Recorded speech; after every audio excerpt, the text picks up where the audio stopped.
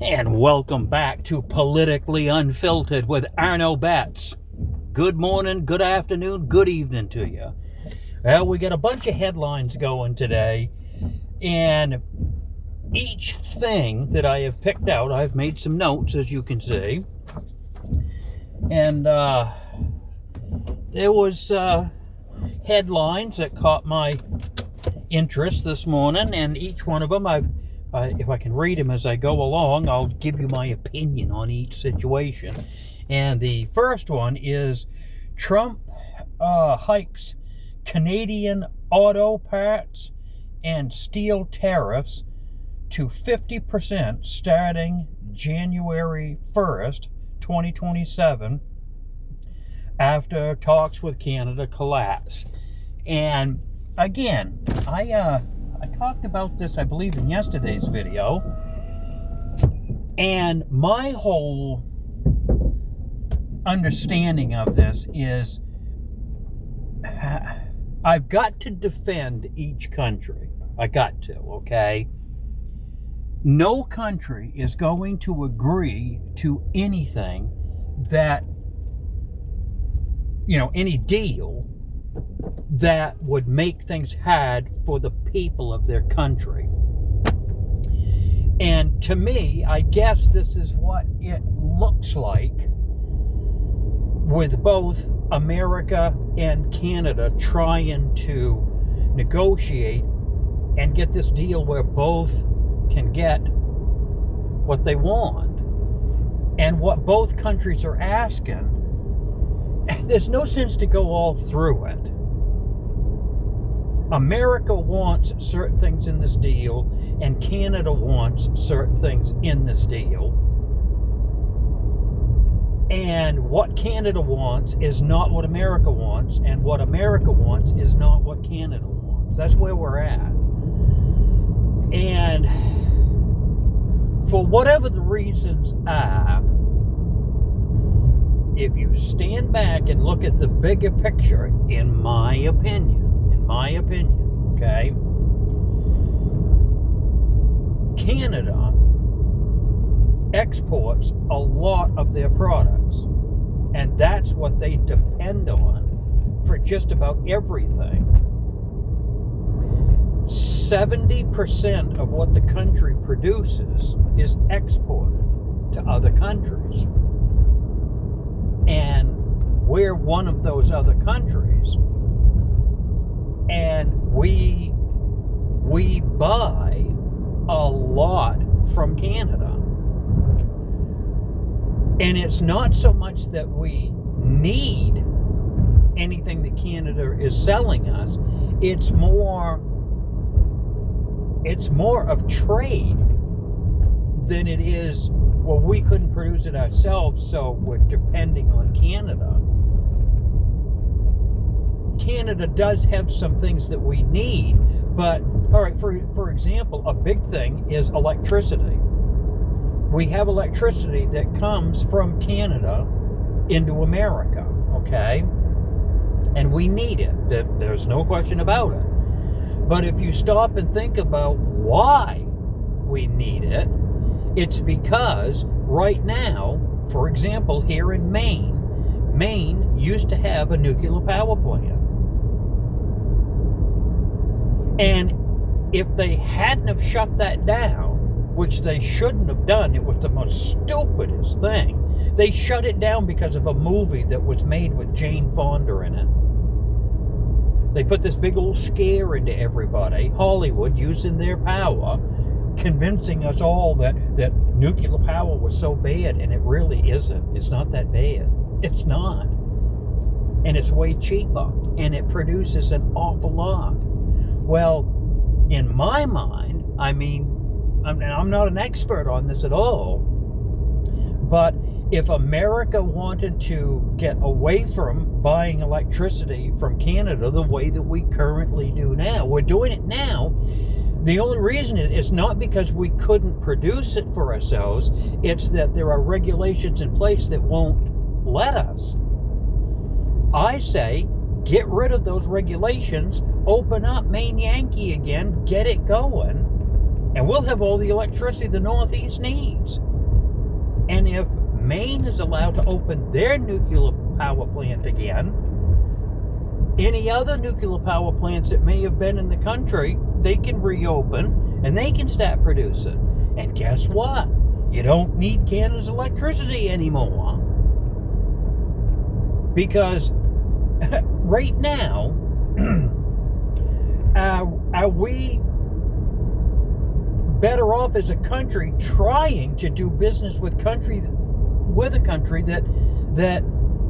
well, they're demanding so many things from us that we don't want to give them, and vice versa? To me, we're in a position now where why don't we just take some money and get the nuclear plant going and at least get electricity out of the equation? And I do believe that we get a lot of lumber from Canada. And again, I know the state of Maine has, I don't know how many acres of land up in northern Maine. It's nothing but woods like this. It's nothing but tree growth. There's all kinds of wood there. We could cut our own wood and make our own lumber. There is so many things that we could do.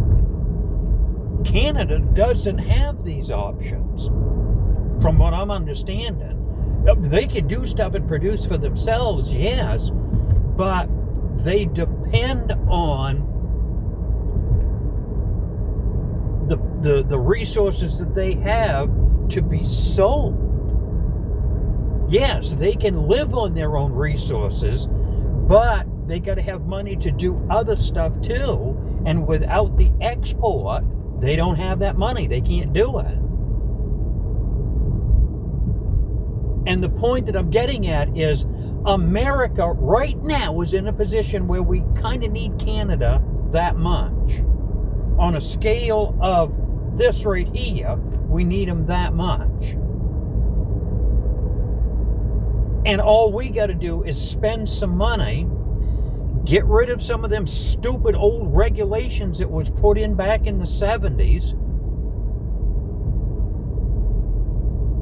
and we can make it so we don't need Canada for hardly anything. I mean, as it stands right now, other than electricity and lumber, and I'm sure that there's a few other things, but all of those things we can produce ourselves, and we've got the money and the resources to do it. And I would really like to see America do that. That way, if Canada wants to do business with us, they can. If they don't, they can go somewhere else. And they're talking about it. I see a report this morning that the Prime Minister came out and said it, and so did his economic guy there. Can't think of his name, but I can see him, white-haired fella. And he says, Trump's being too much of a bully, and we can't seem to negotiate a good deal, so we're going to have to start looking elsewhere for business. Okay, fine, but no one's going to stop you. But all I can say is good luck with that, because they're talking about going over to the EU, the European Union. And they're more than welcome to, but the only problem is their economies aren't doing very well. What little bit of an economy they do have, it's because of the business the United States is doing with them over there. That's why they negotiated deals and decided to work with Trump, because this entire world needs us. We got the most money, we're the most powerful, and we consume. On a daily basis, the amount that we consume is probably, the numbers are probably beyond staggering. Canada, the European Union, everything around the world, they all need us more than we need them. We need a little bit here from this one, a little bit here from that one, a little bit from this one. But a lot of those things we could do here ourselves. But again, there was regulations put in years ago For example, like with nuclear power. And that's all changing. That's all changing. For example, that Microsoft there, Bill Gates, he wants to get into the artificial intelligence thing with these databases and or data centers, I guess they call them. And now all of a sudden, these very rich and powerful left-wingers are beginning to realize, well, we need nuclear power in order to feed the electric grid, because this artificial intelligence is going to take a lot of electrical power, and extra electrical power. And in order for Bill Gates to do whatever he wants to do with artificial intelligence, well, he's got to stick a crowbar in his wallet, and he's got to, because that's what Trump set it up for. All right, you guys want to do AI, we want you to do it too. We want to be number one in the world, but the only problem is you can't do it in a way that it's going to cost the American people more in their electric bills. You have to produce a plant that will produce more electricity. And this is why I'm all for it. I'm all for it. Because the more electricity that this country can produce for itself, the less you have to be dependent on Canada. Now look, I've got nothing against Canada. I think that Canada and America, be honest with you, and I know Canada doesn't want this, the Canadian people, and they have the right to. I'm not saying they don't, but where Canada and America is connected the way they are, you could get rid of a lot of these roadblocks and brick walls that we keep running up against if we all just became one. Let America annex Canada. Let's just take it right in and make it all one great big thing. I think it would work, but I understand why Canada wants their sovereignty. Totally understood. I'm not stepping on that at all, but I wish that they would really reconsider and think about it, because it would make a hell of a difference. Both countries would benefit like crazy. The only thing that wouldn't be good is Canada would lose its independence and its sovereignty. But if you look at the numbers, what is Canada without the United States? If they went totally and completely independent by themselves and didn't do anything with America at all, where would they be? They'd be one hurting unit. They'd be like the European Union over there. They would have to get to a point where they would have to settle for any deal that they could get with America, because they just can't survive without us. So why not become part of us? That's my whole thing. I mean, I could be wrong, and definitely I would like to hear your comments on it. And I understand that Canadian people want to stay Canadian. They don't want to become American, and I understand that. I hear that. I'm just looking at like this trade deals situation. It's just a dead-end road. Why do they even waste their time? Canada knows that America, with Donald Trump in there, wants what we want. Okay? And more than likely, I don't know this, but I think the way all of the rules have been changed in elections and politicians and the way things are going down in Washington, I think that the majority of people in this country, the majority of voters, are going to vote in someone from Trump's administration when Trump gets done. And everything that Trump has got in place is going to stay in place. Yes, there's a chance it may not happen, but I think the chances of it happening are much stronger. If I'm wrong, I'll eat crow in 2029. But right now, I think that's the direction that this country is headed in. And Canada, and with what they're doing, they're going to have to adjust. Because, for example, if J.D. Vance runs for president and becomes president in 2029, he's not going to change anything that President Trump has in place right now. He's not going to change a thing. No matter how much you hate him, you liberals out there and you lefty Democrats, no matter how much you hate him, that's not going to change if J.D. Vance becomes president, or Marco Rubio, or anyone from this administration, or anyone that is a good, loyal Trump supporter. You're not going to change it. You hate him all day long, but your hate ain't going to get you anything but self-satisfaction that you hate them, and that's it. Where has the hate gotten you now? It didn't get you anywhere. Just self-satisfaction. So, we got to see how this is all going to play out, but I read a Epoch Times, is it called, or is it Epoch News article? And what they were saying was, the economists that were interviewed in that article, they were basically saying, all right, it's at a stalemate right now, and Trump has put on more tariffs, and it sucks, but you know, he's got to get Canada to do something, and he's going to use everything that he can to try to get what he can for America, because that's what he's looking out for, just like what they're doing in Canada. They're looking out for Canada, and it is what it is. Now, you can say whatever you want to say about either side. This one's being a bastard, or this one's being a bastard. Either way, you can say it if you want to, and you can believe it and whatever, but it doesn't change the fact that it is what it is, and it's where it's at, and it's not going to change. It's not. There will never be a deal by the sounds of it. So, with that being said, here we are, and this is what it's going to be.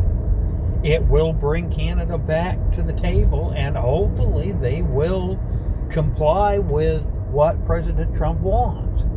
But if they don't, then where we're at right now is just going to continue. And we've got the resources and the power to ride it out. Canada doesn't. Canada needs us like they need the air they breathe. Turn that around. America needs a little bit from Canada, yes. But if they continue to play the hardball that they do, you're probably going to be hearing in the future nuclear power plants either opening up, or more power generating hydro plants somewhere maybe, or something's going to happen. And granted, it's going to take time. Until then, yes, we're all going to pay a price for it. And again, hate or love Donald Trump, it is what it is. And it's not going to change. We just have to accept it. All right, so moving on to the next item up for discussion and opinion. Let's see. Economists. That's all pretty much everything that I just covered. I knew most of that list was going to be about that. Oh, yes. Iran faces triple pressure. Slipping Hormuz control.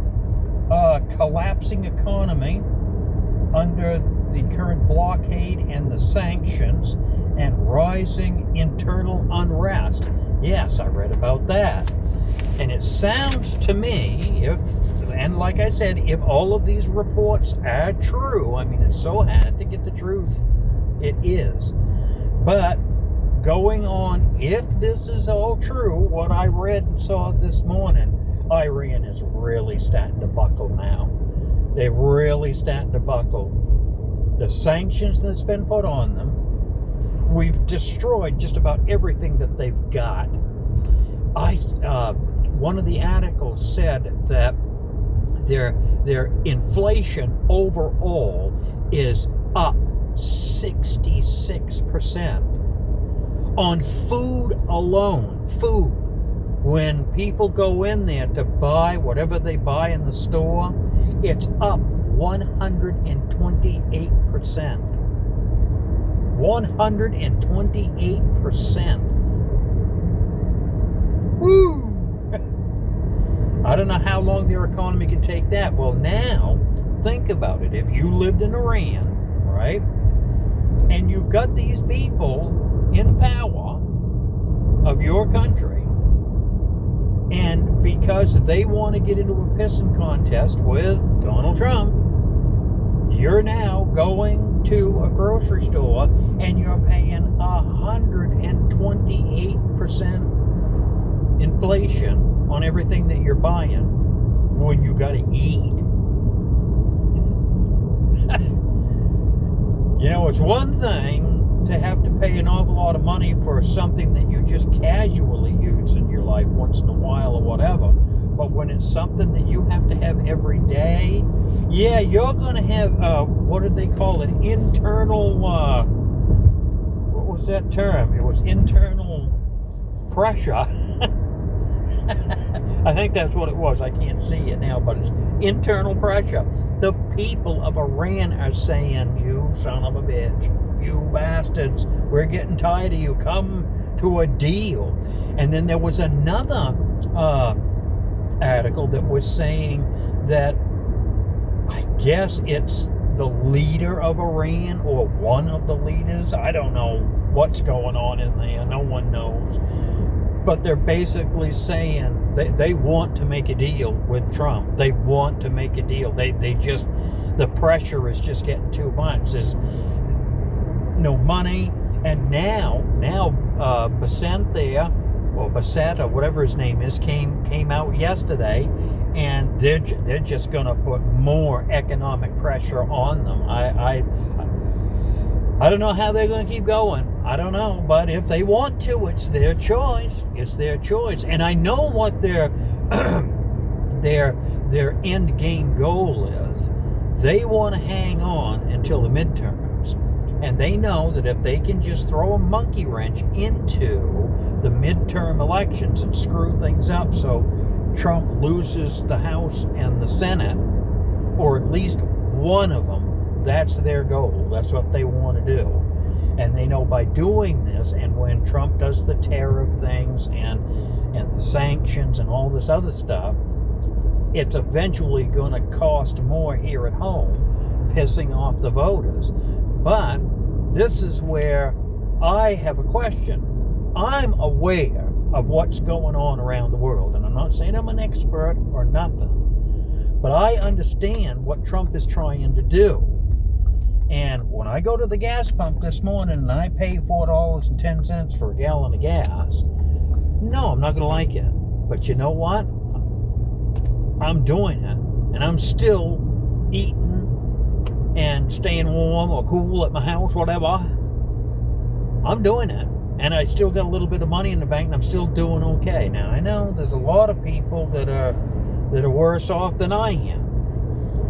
And I pray that the good Lord is with them, and they're getting through and doing and making it the best that they can. I don't wish any hardship on anybody.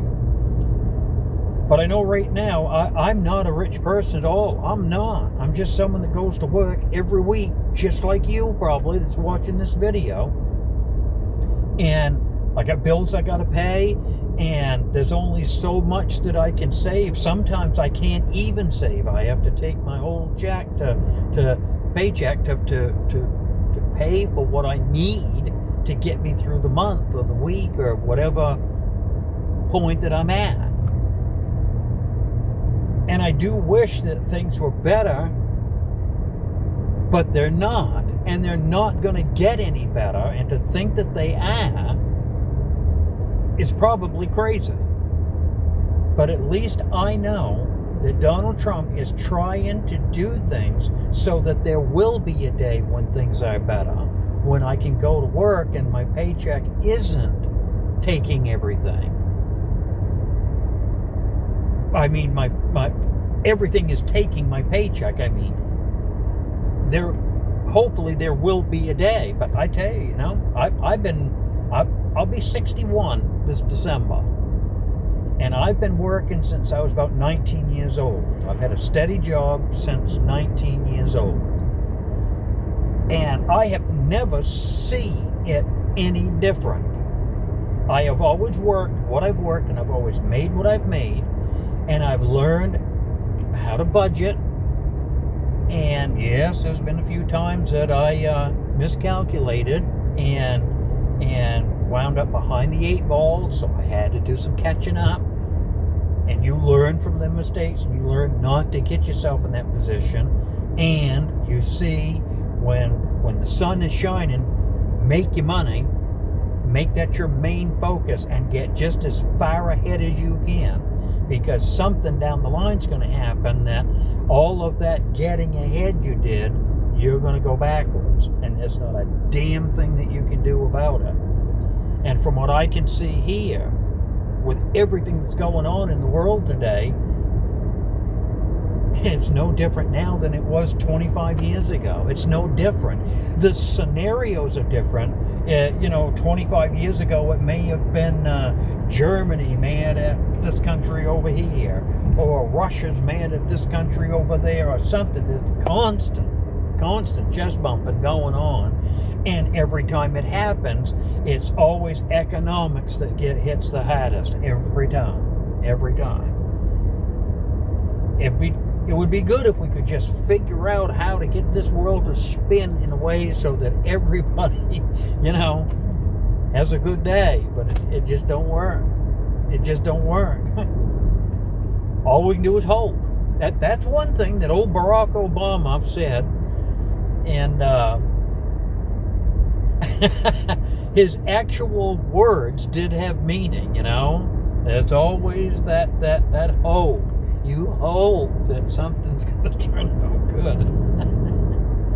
I don't know. What else have I got on my list here?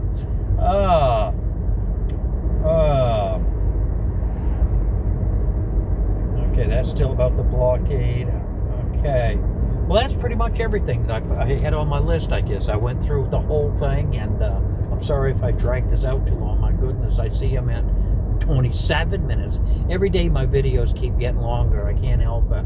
I got a lot to say. Well, I want to hear what you have to say, too. Don't forget to like, share, and subscribe. I want to hear what you have to say. Put a comment down there. I'm pretty sure with what I've said here today, you must have a comment. You must have. And you're more than welcome to them. Comments are right wide open. I've been getting a few here and there, and they've been good comments. Some of them are, I agree. Some are I disagree. And, overall, it's been pretty good. And I'm enjoying it. And I hope you're enjoying it, too. That's what this is all about. We're sharing opinions. Freedom of speech. Nothing wrong with taking some time to opine. Yeah. Excuse me. Okay, you guys have a great and wonderful Tuesday, August 25th, 2026. This is Politically Incorrect.